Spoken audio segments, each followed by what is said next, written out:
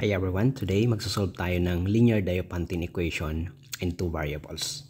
So here is the problem. Find the particular solution of 270x plus 192y equals 6. So this is a linear Diophantine equation in two variables. So ibig sabihin, yung x and y dyan ay integers. So before that, let us check if this is really a linear Diophantine equation with solution or solvable.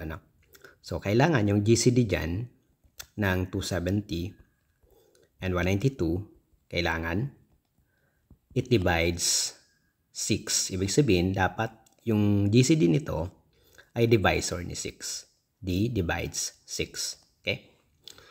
Now, how do we solve this kind of equation? So, we will be using Euclidean algorithm. So, what is Euclidean algorithm? That is A equals BQ plus R. So where A is the dividend, B is the divisor, Q is the quotient, and R is the remainder. Diba? So of course, ang A dyan ay yung mas malaki. 270 equals 192. So we have to divide 270 and 192. So that is 1, right? So 192. Subtract natin. This is 8. This is 16. So this is 7. So meaning 270 is 192 times 1, the quotient, right?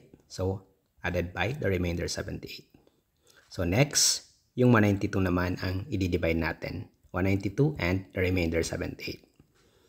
So that would be what? 2. So this is 16. So 14, 15. Subtract natin 12. This is 8, right? So this is 6. This is 3. So, ibig sabihin, 192 is 78 divisor times the quotient 2 plus the remainder 36. Notice that ito siya. Yung 192, ito na. And 78, ito. Okay? Now, next, ano naman ang i-divide natin? So, diba? Ang i-divide natin, itong 78 and itong 36. Okay? So, 78 divided by 36, that would be 2. So this is 12, this is 72. And subtracting, we have 6. So, ibig sabihin, 78 equals 36 times 2 plus the remainder 6. So, next, ano naman? Next, 36 naman and 6 naman dito. So, 36 equals what? 6 times what? Plus remainder. So, alam naman natin na ang 36 ay 6 times 6, right? 6 times 6 plus 0, remainder. So, meaning, the GCD is equal to 6.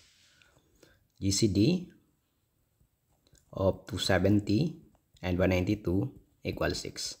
Actually, kung nasubaybayan nyo ang previous video ko, naipakita ko ito doon. No.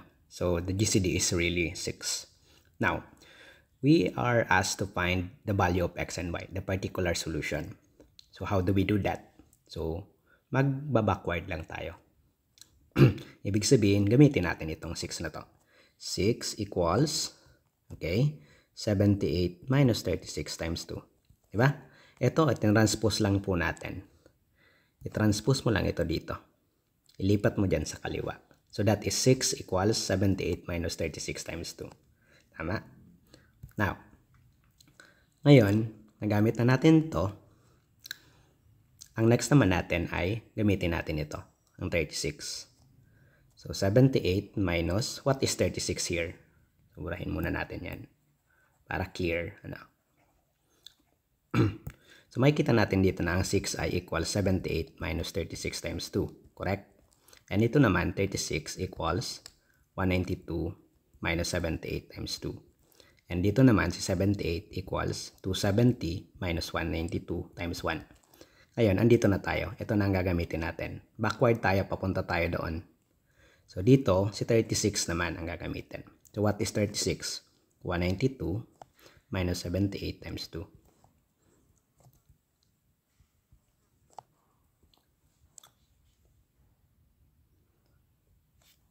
So, that is equal to 78 minus 192 times 2, right?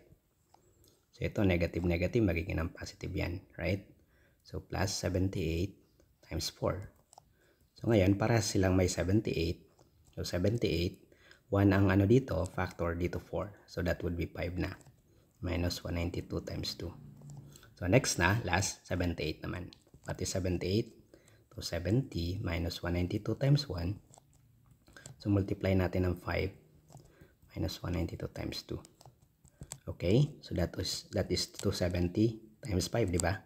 Times 5 minus 192 times 5 minus 192 times 2. So that is what? 270 times 5 minus 192 times 7. Correct? So that is equal to 6. Now, we are asked to find the value of x and y. So, ibig sabihin, 270 times 5. Okay, plus doon, di ba? So, plus 192 plus 192 times negative 7 equals 6. So, x and y here is x equals 5 and y equals negative 7. So, you can check if that is really correct. Okay?